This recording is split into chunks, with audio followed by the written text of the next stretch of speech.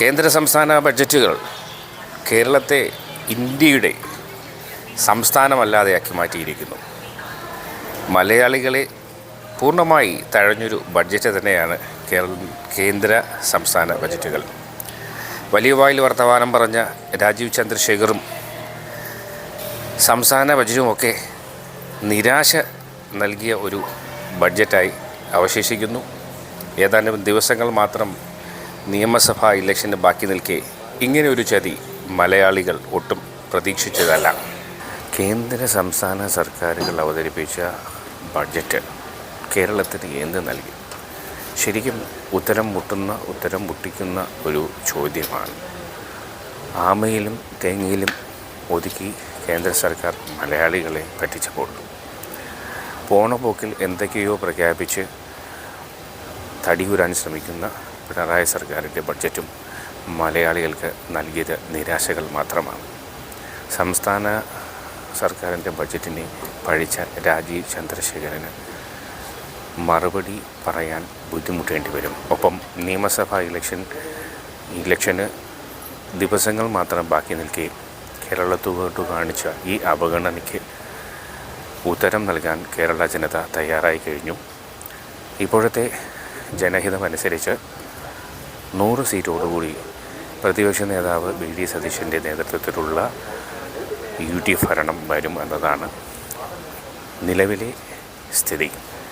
ചിലപ്പോൾ അതിന് മാറ്റം വരാം, മാറ്റം വരാതിരിക്കാം. എന്തായാലും കേന്ദ്ര സംസ്ഥാന ബഡ്ജറ്റ് മലയാളികൾക്ക് നൽകിയത് ദുഃഖം മാത്രം. പ്രത്യേകിച്ച് റബ്ബർ കർഷകർക്ക് വേണ്ടത്ര പരിഗണന നൽകിയില്ല. വിലക്കയറ്റം പിടിച്ചു നിർത്താനുള്ള യാതൊരു സംവിധാനങ്ങളുമില്ല. 10 വർഷം മാറി ഭരിച്ചു. 10 വർഷം BJP സർക്കാർ ഭരിച്ചു, 10 വർഷം LDF സർക്കാരും ഭരിച്ചു. വിലക്കയറ്റത്തെ നിയന്ത്രിക്കാൻ കഴിഞ്ഞിട്ടില്ല എന്നതൊരു യാഥാർത്ഥ്യമാണ്. 20 രൂപയ്ക്ക് വാങ്ങിയ ബാത്ത് സോപ്പിനിപ്പോൾ 40 രൂപയിൽ കൂടുതലുണ്ട്.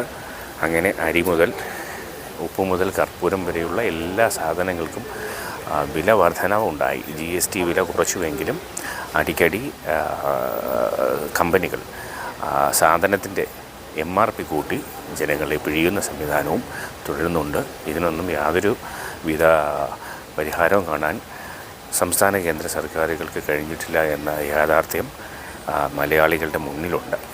ഇത് പ്രകടമാക്കുന്നത് നിയമസഭാ തിരഞ്ഞെടുപ്പിൽ UDFൻ്റെ വിജയ സാധ്യതയാണ് എന്നതിൽ തർക്കമില്ല.